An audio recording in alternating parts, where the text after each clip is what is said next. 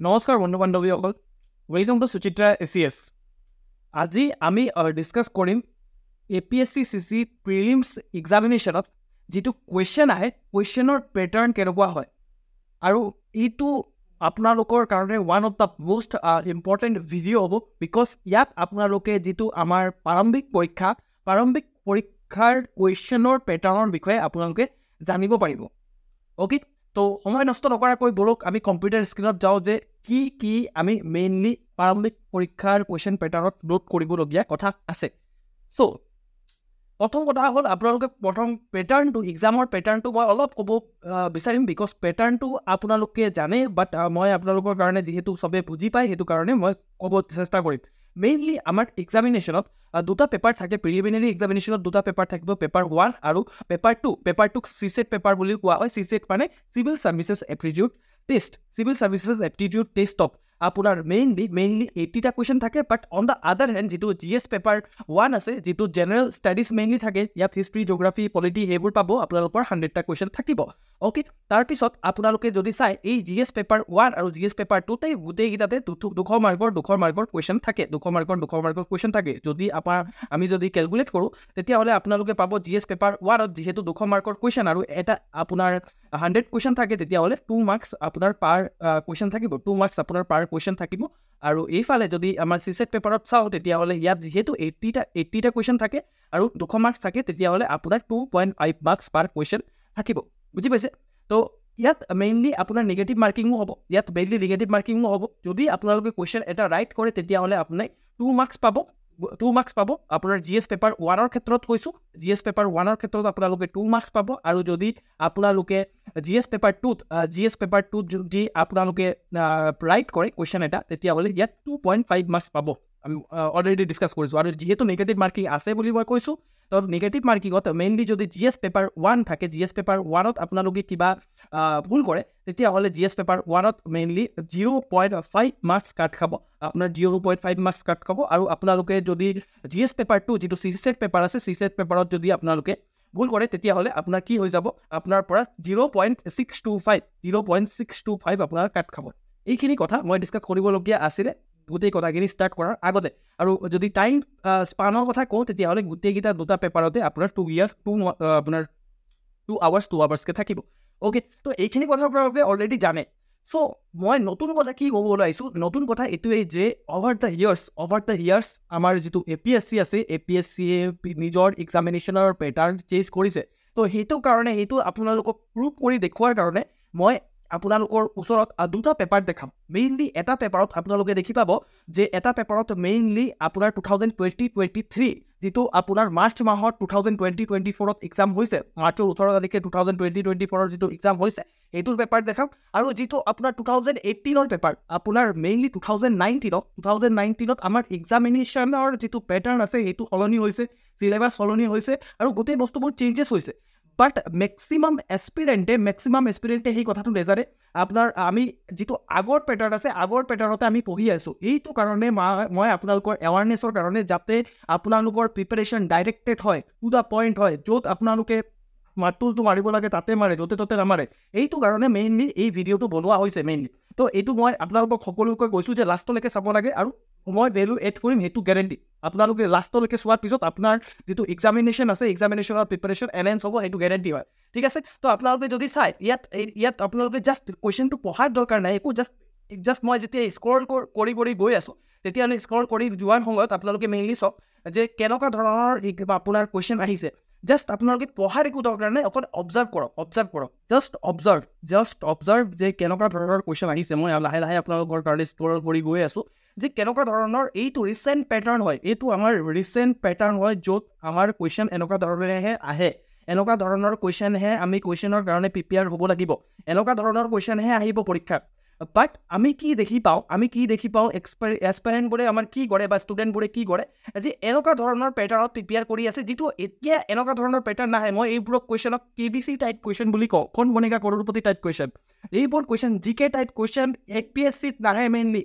এইবোৰ question mainly আমাৰ ADRE টাইপৰ এক্সামিনেশ্যনত আহে, বা APSCত আগত 2018 বা 17 এনেকুৱা ধৰণৰ সময়ত আহিছিলে। এইটো এনেকুৱা ধৰণৰ পেটাৰ্ণ আজিকালি আজিকালি অহা দেখি পোৱা নাযায় মেইনলি APSCয়ে UPSCৰ যিটো পেটাৰ্ণ আছে সেই UPSCৰ পেটাৰ্ণটো মেইনলি হাতত লৈছে এইটো কথা আমি গম পাব লাগিব ইয়াত দেখিছে আপোনালোকে এনেকুৱা ধৰণৰ আগতে কুৱেশ্যন আহিছিলে যে একদম সৰু সৰু question objective type question just আপুনি যদি জানে ঠিক আছে নাজানিলে নাই এনেকুৱা ধৰণৰ কুৱেশ্যন যিটো KBC টাইপ কুৱেশ্যন বুলি কওঁ মই এই কুৱেশ্যনবোৰ এতিয়া নাহে এই কুৱেশ্যনবোৰ এতিয়া একদম নাহে আপোনালোকে যদি দেখিব পাৰে যে ইয়াত মেইনলি এনেকুৱা ধৰণৰে কুৱেশ্যন আহে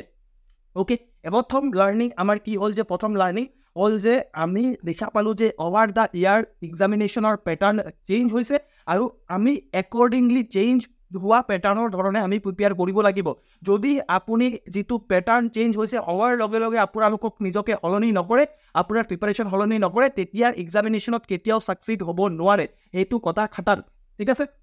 এতিয়া চাওক আমি এটা যেহেতু দুটা পেপাৰ আছে GS পেপাৰ 1 আৰু GS পেপাৰ 2 আমি এটা পেপাৰত আমি অবজাৰভেশ্যন কৰিম আৰু কি নতুন ধৰণৰ ট্ৰেণ্ড আহিছে মেইনলি চাম যদি মই টাইপছ অফ কুৱেশ্যন নোট কৰোঁ আপোনালোকৰ কাৰণে টাইপছ অফ কুৱেশ্যন নোট কৰোঁ তেতিয়াহ'লে মই ব্ৰডলি চাৰিটা ধৰণৰ মই কুৱেশ্যন দেখা পাওঁ মেইনলি যিটো ৰিচেণ্ট পেটাৰ্ণ আছে সেই ৰিচেণ্ট পেটাৰ্ণৰ কথা কৈছোঁ মেইনলি ষ্টেটমেণ্ট বেছড কুৱেশ্যন থাকে আপোনাৰ ইয়াত ষ্টেটমেণ্ট বেছড কুৱেশ্যনত কি হ'ব যে এনেকুৱা ধৰণৰ আপোনাৰ 4-5টা ষ্টেটমেণ্ট দিয়া থাকিব ইয়াত এই ষ্টেটমেণ্টটো ইয়াতো ট্ৰু নহ'লে ফল্ছ হ'ব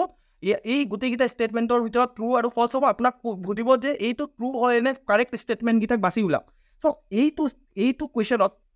আপোনাৰ আগৰ যিটো পেটাৰ্ণ আছিলে তাতকৈ অলপ ডিফাৰেণ্ট আৰু ইয়াত মেইনলি এটা কুৱেশ্যনতে তাহাঁতি 3-4টা কুৱেশ্যন সুধিছে সিহঁতি 4টা কুৱেশ্যন এটা কুৱেশ্যনতে সোমাই আছে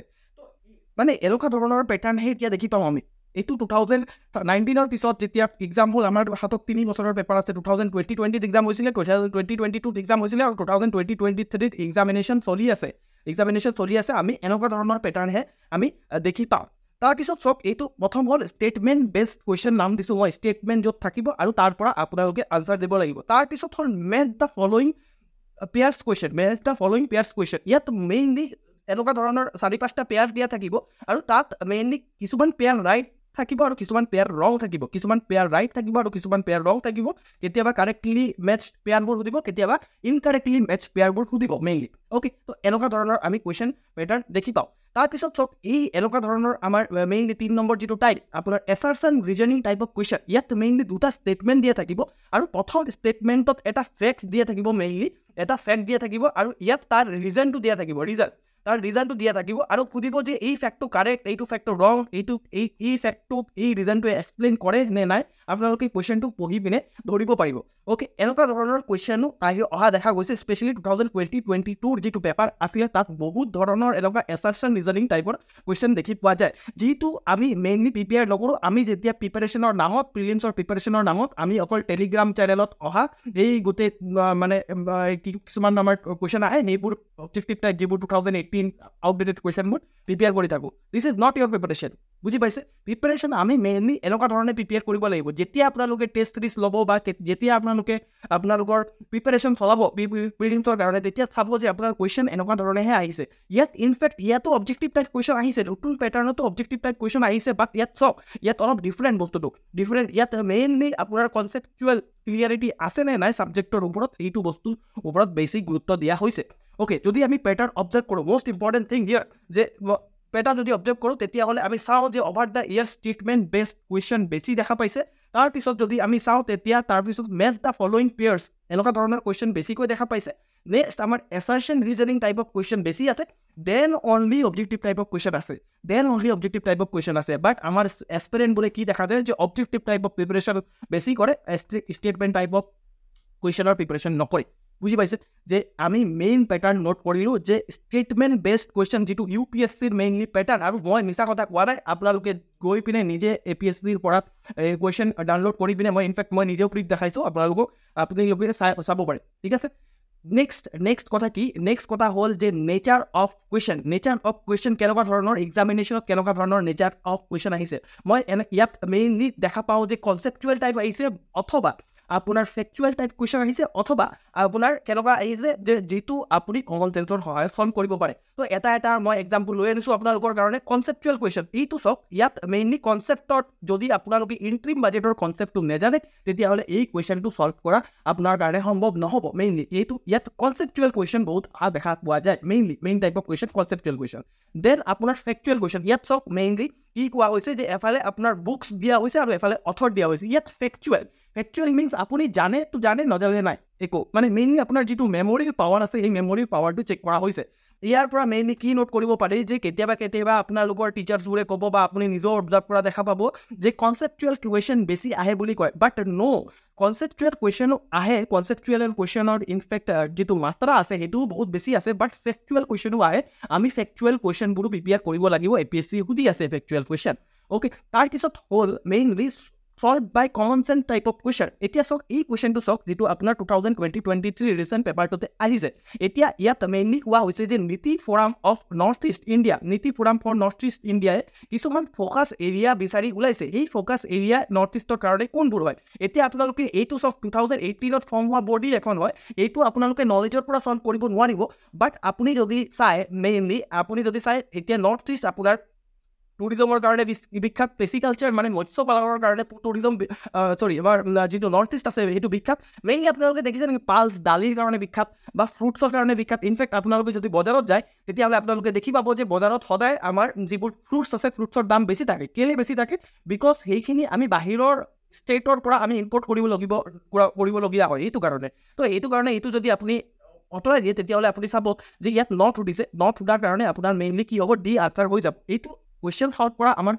মানে কাম নহয় মেইনলি আমাৰ কাম হ'ল যে অবজাৰ্ভ কৰা যে কেনেকুৱা ধৰণৰ কুৱেশ্যন আহিছে আৰু আমাৰ প্ৰিপেৰেশ্যন কেনেকৈ চলাওঁ তো এতিয়া মেইনলি যদি পেটাৰ্ণ চাওক পেটাৰ্ণত মেইনলি আমাৰ কনচেপচুৱেল কুৱেশ্যন বেছি অহা দেখা যায় তাৰপিছত ফেকচুৱেল কুৱেশ্যন বেছি অহা দেখা যায় আৰু নেক্সট আমাৰ যিটো লাষ্ট আমাৰ যিটো solve by common sense type of question mainly অহা দেখা যায় এইটো হ'ল পেটাৰ্ণ যিটো মই দেখাই দিছোঁ নেক্সট আমাৰ হ'ল যে GS পেপাৰ 2 কেনেকুৱা ধৰণৰ পেটাৰ্ণ আহিছে মেইনলি আগতে 2018ত বা আপোনাৰ পেটাৰ্ণ চেঞ্জ হোৱাৰ আগতে GS পেপাৰ আৰু GS পেপাৰ 1ত আজিকালি যিটো সোধে আৰু GS পেপাৰ 2ত যিটো সোধে একেলগে সুধি দিছিলে আগতে একেলগে সুধি দিছিলে বাট এতিয়া দুটাক ছেপাৰেট কৰি দিছে GS পেপাৰ 1ত অকল জেনেৰেল ষ্টাডিজ সোধে আৰু এইফালে GS পেপাৰ 2ত মেইনলি আপোনাৰ ইংলিছ ৰিজনিং আৰু মেথছ সোধে আৰু আমি যদি এইটোত চাওঁ আপোনালোকক মই দেখাব বিচাৰিম এটা GS পেপাৰ 2ৰ যিটো ৰিচেণ্ট পেপাৰ আছে মই সেইটো আপোনালোকৰ ওচৰত লৈ আনিম এইটো হ'ল আপোনালোকৰ GS পেপাৰ 2 ৰিচেণ্ট পেপাৰ এই ৰিচেণ্ট পেপাৰত আপুনি যদি ৰিচেণ্ট পেপাৰত চাই এনেকুৱা ধৰণৰ কুৱেশ্যন দেখা পাব যিটোক মই কম্প্ৰিহেনশ্যন বুলি কওঁ এইটো কম্প্ৰিহেনশ্যন এনেকুৱা ধৰণৰ এটা ডাঙৰকৈ প্লেগ্ৰাফ দিয়া থাকিব আৰু তাৰ তলত কিছুমান কুৱেশ্যন সলভ কৰিব দিয়া হ'ব এইখিনি হ'ল কম্প্ৰিহেনশ্যন টাইপ অফ কুৱেশ্যন ইয়াত আপোনাৰ মেইনলি আহে কম্প্ৰিহেনশ্যন বহুতকেইটা কম্প্ৰিহেনশ্যন দেখি পাইছে আপোনালোকে মই যদি জুম আউট কৰোঁ অলপ এইফালে কম্প্ৰিহেনশ্যন চব এইবোৰ চব কম্প্ৰিহেনশ্যন হয় দেন আপোনালোকে অলপ যদি চাই ইয়াত মেইনলি ৰিজনিঙৰ কুৱেশ্যন বহুত দেখা পাব ইয়াত যদি চাই যে এইবোৰ চব ৰিজনিঙৰ কুৱেশ্যন হয় আপোনালোকে ৰিজনিং কম্প্ৰিহেনশ্যন আৰু ৰিজনিং যদি ভালকৈ প্ৰিপেয়াৰ কৰে অলদো আপোনালোকে জানে যে ইয়াত অকল 33% পাব লাগে GS পেপাৰ 2 যিটো আছে GS পেপাৰ 2ত অকল 33% পাব লাগে মানে 66 মাৰ্কছ পালে হৈ গ'ল আৰু ইয়াত তাৰপিছত দেখা পাব যে অলপ চলপ আপোনাৰ কিবা বেছিক মেথছৰ কুৱেশ্যন আহে বাট ৰিজনিঙৰ কুৱেশ্যনে মই বেছি দেখা পাইছোঁ অ'কে তো বেছিক মেথছৰ কুৱেশ্যন তো আমি যদি পেটাৰ্ণ অবজাৰ্ভ কৰোঁ যিটো GS পেপাৰ 2 আছে যিটোক CSET পেপাৰ বুলিও কয় পেটাৰ্ণ যদি অবজাৰ্ভ কৰোঁ তেতিয়াহ'লে আমি মেইনলি দেখা পাওঁ যে ইংলিছ কম্প্ৰিহেনশ্যনৰ বেছি কুৱেশ্যন আহিছে দেন আমাৰ ৰিজনিং টাইপ অফ কুৱেশ্যন ৰিজনিঙৰ কুৱেশ্যন বহুত আহিছে তাৰপিছতে আমাৰ basics maths decision making data interpretation সেনেকুৱা ধৰণৰ কুৱেশ্যন মেইনলি আহিছে this is the pattern of examination আমাৰ যিটো আমাৰ প্ৰিলিমছ পেপাৰ আছে প্ৰিলিমছ পেপাৰ মই দুটা পেপাৰৰে মই আপোনালোকক এক্সামিনেশ্যনৰ পেটাৰ্ণ ক'লোঁ চ' এতিয়া মই যেতিয়া ইউটিউবত অবজাৰ্ভ কৰোঁ যে আপোনালোকৰ টাইম স্পান কেনেকুৱা আপোনাৰ এটেনশ্যন স্পান কেনেকুৱা আপোনাৰ মেক্সিমাম ষ্টুডেণ্টে 2 মিনিটছত ভিডিঅ' এৰি গুচি যায় বাট আপোনালোকে যদি এতিয়ালৈকে চাই আছে তেতিয়াহ'লে আধা আপোনালোকে কম্পিটিশ্যন বিট কৰি দিছে অলৰেডি বিট কৰি দিছে কম্পিটিশ্যন এইটো কাৰণে আপোনালোকৰ কাৰণে এটা বোনাছ আছে যে বোনাছ এইটোৱে যে আপোনালোকে যিটো আমাৰ ফ্ৰী ডেমো ক্লাছ 7 ডেইজত ফ্ৰী ডেমো ক্লাছৰ এক্সেছ পাব পাৰে জাষ্ট এইটো নম্বৰত ফোন কৰিলে হ'ল একো ধৰণৰ পইচা দিব নালাগে ৰেজিষ্ট্ৰেশ্যন কৰিব নালাগে একো কৰিব নালাগে জাষ্ট আপোনালোকে এইটো নম্বৰত ফোন কৰি পিনে ফ্ৰী ডেমো ক্লাছ পাব পাৰে this is bonus for you okay thank you so' much যে আপোনালোকে ইমান ভাল ৰেছপন্স দিছে আৰু ইমান ধুনীয়াকৈ আপুনি এতিয়া লাষ্টলৈকে ভিডিঅ'টো চাইছে thank you so' much for that আৰু stay tune for other videos thank you so' much